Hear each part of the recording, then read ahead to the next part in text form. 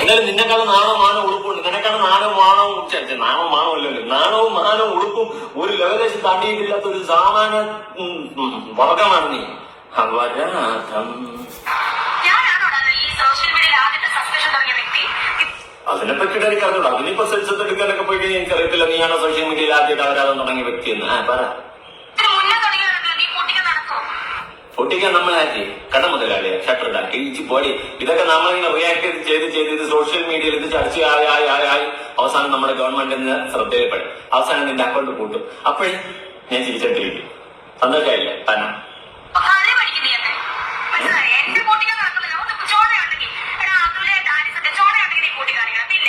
അപ്പോ രേണുസുതി പറയുന്നത് കേട്ടില്ലേ, ചൊണയുണ്ടെങ്കിൽ പൂട്ടി കാണിക്കാനെന്ന്. അപ്പോ ഞാൻ ഇതുവരെ പറയാത്തൊരു കാര്യം പറയുവാണ്. രേണുസുതിയെ വെറുക്കുന്നവർ ഒന്ന് ലൈക്ക് അടിക്കണം. വേറൊന്നുമല്ല കേട്ടോ, എനിക്ക് ആ എണ്ണ ഒന്ന് കാണാൻ വേണ്ടിയിട്ടാണ്. കാര്യം എന്താ വെച്ചാൽ ഞാൻ ഇതുവരെ അങ്ങനെ പറഞ്ഞിട്ടില്ല. അപ്പൊ ഈ രേണുസുതിയെ വെറുക്കുന്ന ആരൊക്കെയാണെന്ന് എന്നൊന്ന് അറിയാൻ വേണ്ടിയിട്ടാണ് പറയുന്നത്. വെറുക്കുന്നവരുണ്ടെങ്കിൽ ഒന്ന് ലൈക്ക് അടിച്ചിട്ട് പോവുക. അക്കൗണ്ട് പൂട്ടിച്ചത് ആരാണ്? ഈ ഒരുപാട് പേര് പറയുന്നുണ്ട്. പിന്നെ ഈ ബ്ലോഗേഴ്സ് ബ്ലോഗേഴ്സ് എല്ലാം കൂടിയാണ്, അല്ലെങ്കിൽ ബ്ലോഗേഴ്സിൽ ചിലര് ആണ് ഈ അക്കൗണ്ട് പൂട്ടിച്ചതെന്നാണ് പറയുന്നത്.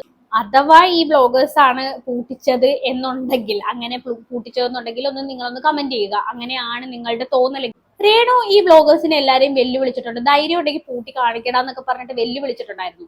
ശരിക്കും പറഞ്ഞു കഴിഞ്ഞാൽ ഈ പൂട്ടിക്കുന്ന കാര്യം വലിയ മലമറിച്ച ജോലിയൊന്നുമല്ല. സിമ്പിൾ ആയിട്ടുള്ള കാര്യങ്ങളൊന്നും വിചാരിച്ചു കഴിഞ്ഞാൽ ഇതിന് വേണ്ടപ്പെട്ടവരൊന്നും വിചാരിച്ചു കഴിഞ്ഞാൽ പൂട്ടിക്കാവുന്ന കാര്യമുള്ളൂ. ശരിക്കും പറഞ്ഞ ഈ വ്ലോഗേഴ്സ് ചെയ്യുന്നതെന്ന് പറഞ്ഞു കഴിഞ്ഞാൽ ജനങ്ങളെ പറ്റിക്കുവാണെങ്കിൽ പക്കായിട്ട് തുറന്നു കാണിക്കും. അതാണ് അവർ ചെയ്യുന്നത്. നിങ്ങൾക്ക് ആരെങ്കിലും ഡൗട്ട് ഉണ്ട് ഈ പൂട്ടിച്ചതാണ് അല്ലെങ്കിൽ ബ്ലോഗേഴ്സിനെ ഓരോ പേരിൽ? ഇപ്പൊ അതുലിന്റെ തന്നെ എടുക്കാം. അതുലിനെ പറയുന്നുണ്ട്, അതുപോലെ തന്നെ ഡാനി സത്യനെ പറയുന്നുണ്ട്, ഒരുപാട് പേരെ പറയുന്നുണ്ട് പൂട്ടിച്ചതാണ് എന്നുള്ളത്.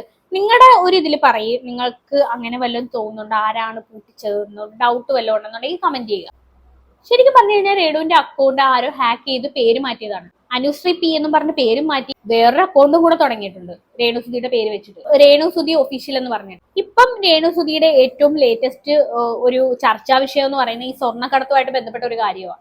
ഇപ്പൊ പെട്ടെന്ന് ഈ പിന്നെ പേരും മാറ്റി ഇപ്പം ഫേസ്ബുക്ക് പൂട്ടിപ്പോയി, എന്നിട്ട് വേറൊരു പുതിയ ചാനൽ ഫേസ്ബുക്ക് തുടങ്ങി, പിന്നെ പേര് മാറ്റി വേറൊരെണ്ണം തുടങ്ങി, അങ്ങനെയൊക്കെ പറയുമ്പോഴത്തേക്കും മറ്റേത് മുങ്ങിപ്പോവും.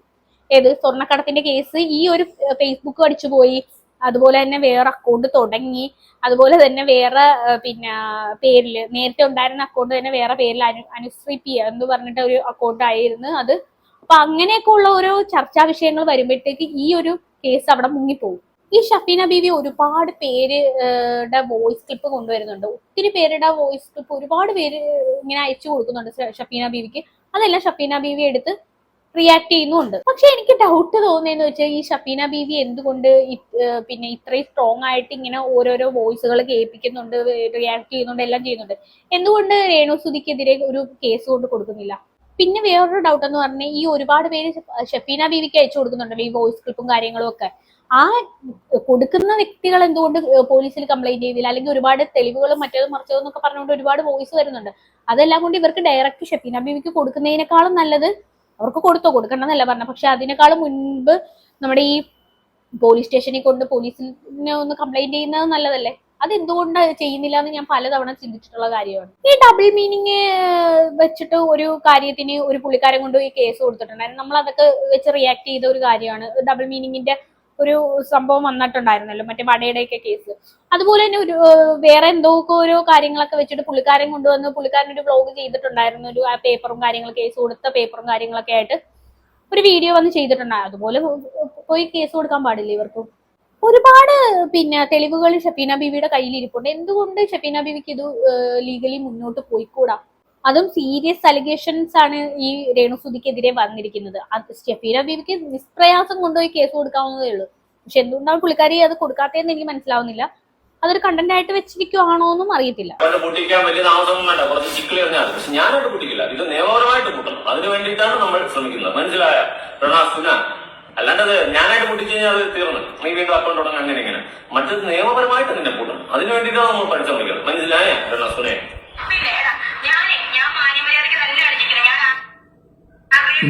എന്റെ പൊട്ടിക്കാൻ നടക്കുന്നല്ലോ ചോടയുണ്ടെങ്കിൽ എടാ അത് അതുലെ ഡാനിസത്തെ ചോണ കണ്ടെങ്കിൽ കൂട്ടി കാണിക്കുക. പിന്നെ ചെക്കന്മാരെ വെറുതെ പിരികേറ്റിയപ്പോ തന്നെ എനിക്ക് തോന്നിയതാണ് ആരെങ്കിലൊക്കെ ചേർന്നിട്ട് അത് പൂട്ടിക്കുന്നുള്ളത്. എന്താ അവസ്ഥ? രണസുനയുടെ FB അക്കൗണ്ട് അങ്ങ് പോയി പൂട്ടിപ്പോലെ ചെയ്തിട്ടുള്ളത്. ആരോ ഹാക്ക് ചെയ്തതിൽ 8ന്റെ പണിയാണ് കേട്ടിട്ടുള്ളത്. ഇങ്ങനെ തിരിച്ചു കിട്ടണമെന്നുണ്ടെങ്കിൽ കുറച്ച് പൈസ ചെലവാക്കേണ്ടി വരുന്ന തോന്നുന്നത്. ഇത് അങ്ങനെ ഇങ്ങനൊന്നും കിട്ടൂല. അത് വലിയ പണിയാന്നുള്ളതാണ്. ശരിക്കും ഉറപ്പായിട്ടും ഇത് യൂട്യൂബേഴ്സിന്റെ കൂട്ടത്തിൽ ആരോ ചെയ്ത ഒരു പരിപാടിയായിട്ടാണ് എനിക്ക് തോന്നുന്നത്. എന്തായാലും സത്യം തെളിയട്ടെ, അത്ര തന്നെ എനിക്ക് പറയാനുള്ളൂ. ബാക്കി കൂടെ കാണാം. അക്കൗണ്ട് ഹാക്ക് ചെയ്തിട്ട് പേര് ഇപ്പൊ കിടക്കുന്ന എന്താണ്, ഏതോ ഒരു അനുശ്രീ പിയോ അങ്ങനത്തെ ഒരു പേരാ കിടക്കുന്നത്. AI ക്രിയേറ്റഡ് ഫോട്ടോ ആണെന്ന് കറക്റ്റ് മനസ്സിലാവുന്നുണ്ട്. ഹാക്കഡ് ആണ്. എനിക്ക് തോന്നുന്നത് പിള്ളേര് പണി കൊടുത്തോ എന്നുള്ളതാണ് കേട്ടു. ഞാൻ ഈ ഒരു ഫോട്ടോ ഒരുപാട് സ്ഥലത്ത് കണ്ടിട്ടുണ്ടായിരുന്നു. ഒരുപാട് സ്ഥലത്ത് ഈ ഫോട്ടോ ശരിക്കും ബുദ്ധിയുള്ളവര് ഇത് കണ്ടു കഴിഞ്ഞാൽ മനസ്സിലാവും. ബുദ്ധിയുള്ളവർക്ക് മനസ്സിലാവും ഇത് ആരുടെയോ ഫോണിൽ നിന്ന് സ്ക്രീൻഷോട്ട് എടുത്തിട്ടുള്ള ഒരു ഫോട്ടോയാണ്. ശരിക്കും സീരിയസ്ലി ഞാൻ വേറൊരു കാര്യം കൂടെ പറയാം. ഈ സ്ക്രീൻഷോട്ട് എടുക്കുന്ന സമയത്ത് കുറച്ച് മണ്ടത്തരങ്ങൾ ഇവർക്ക് പറ്റിയിട്ടുണ്ട്. ആരോ എന്തോ ആയിക്കോട്ടെ, അത് വിട്ടേക്കാം. എന്തായാലും വളരെ കോമഡിയാണ് ഇത്, ഓരോരുത്തർ കാണിക്കുന്ന കോമാളിത്തരങ്ങൾ. അവസാനം പേരുദോഷം വരുമ്പോ പാവപ്പെട്ട യൂട്യൂബേഴ്സിന്റെ തലക്കായിരിക്കും വരുന്നത്. അപ്പൊ കൊടുത്താൽ കൊല്ലത്തും കിട്ടും. കൊല്ലസ്തുതി അല്ലെ? കൊടുത്താ കൊല്ലത്തും കിട്ടും. ഒക്കെ കണ്ട് കനകി തെളിഞ്ഞ് വരുന്നുണ്ടോ?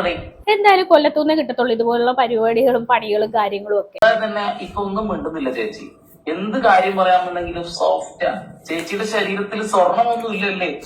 കയ്യിലൊന്നും ഇല്ലടാ. 5ന്റെ കയ്യില്ലടാ. ആ ചെരുപ്പിനെന്താ വില? ചെരുപ്പിന് വില ഒന്നും ഇല്ലടാ, വെറുതെ കിട്ടിയതാടാ. നല്ല വിലക്ക് എത്തി എന്നുള്ളതാണ്. എന്റെ പൊന്ന് ചാച്ചി, വെറുതെ ആൾക്കാരെ കൊണ്ട് കണ്ടില്ലേ, ഇതാണ് രേണുസുധിയുടെ ആദ്യ വിവാഹ ഫോട്ടോ. ആദ്യ വിവാഹ ഫോട്ടോ അല്ല, ആദ്യ വിവാഹ ഫോട്ടോഷൂട്ടിന്റെ ഫോട്ടോ. മറ്റേ വിവാദം ഉണ്ടായില്ലേ, ആ സംഭവം. ഈ ഒരു ഫോട്ടോയാണ് വിവാദങ്ങൾക്ക് ഫസ്റ്റ് തന്നെ തുടക്കം കുറിച്ചത്. കഴിഞ്ഞിട്ട് നിങ്ങൾക്ക് തോന്നുന്നുണ്ടോ എന്തൊരു കേറ്റുമായിരുന്നു? വെച്ചടി കേറ്റുമായിരുന്നു രേണുസുധിക്ക്. ഇപ്പൊ എവിടെ ചെന്ന് രേണുസുധി നിൽക്കുന്നെന്ന് നോക്കിക്കേ. ചെറിയൊരു ഫോട്ടോഷൂട്ടിൽ തുടങ്ങിയ ഒരു സംഭവമാണ്. ആ ഒരു ഫോട്ടോഷൂട്ടിൽ നിന്ന് തുടങ്ങിയ രേണുസുധി അവസാനം സ്വർണ്ണക്കടത്ത് വരെ എത്തി നിൽക്കുന്നു. നമ്മൾ ഈ രേണുസുധിയുടെ എന്ത് കാര്യങ്ങൾ എടുത്താലും, എന്ത് വിഷയം എടുത്താലും രേണുസുധിയുടെ ഫേസ്ബുക്ക് അല്ല, ഇൻസ്റ്റാഗ്രാമും അതുപോലെ തന്നെ യൂട്യൂബും മാത്രമേ നോക്കത്തുള്ളൂ. ഫേസ്ബുക്ക് അങ്ങനെ ആക്റ്റീവ് അല്ലല്ലോ. ഒന്ന് ആലോചിച്ച് നോക്കി, ഈ ഒരു ഫേസ്ബുക്ക് പോയി എന്നൊരു സംഭവം അറിഞ്ഞ് ഈ സ്പോട്ടിൽ തന്നെയാണ് ഈ സാധനം വൈറലായത്. ശരിക്കും പറഞ്ഞാൽ ദൈവത്തിന്റെ കയ്യൊപ്പം എന്നൊക്കെ പറയത്തില്ല, അതൊക്കെ അവിടെ എവിടെയെങ്കിലും ഒക്കെ കാണും. അതുകൊണ്ടാണല്ലോ ഇങ്ങനെയൊക്കെ സംഭവിച്ചത്. ശരിക്കും നല്ല ബുദ്ധി ഉപയോഗിച്ചാൽ കണ്ടുപിടിക്കാൻ പറ്റും ഇതാരാണ് എന്താണ് എന്നൊക്കെ. എന്തായാലും ഇതിനകത്ത് ഈ പരാമർശിച്ചിട്ടുള്ള ആൾക്കാരൊന്നും അല്ല ഇത് ചെയ്തിട്ടുള്ളത്. പക്ഷെ വേറെ ആരാണ് ആ ഒരാൾ. അപ്പൊ എനിക്ക് എന്തായാലും ഇതിൽ കൂടുതലൊന്നും സംസാരിക്കാനില്ല. എന്തെങ്കിലും നിങ്ങൾക്ക് പറയാനുണ്ടെന്നുണ്ടെങ്കിൽ കമന്റ് ചെയ്യുക. അപ്പോൾ എന്താണ് നിങ്ങൾക്ക് ഇത് കണ്ടിട്ട് തോന്നുന്നതെന്ന് വെച്ചാൽ താഴെ കമന്റ് ബോക്സിൽ കമന്റ് ചെയ്യുക. അപ്പൊ അടുത്തൊരു വീഡിയോ കാണാം. അതുവരെ ബൈ ബൈ.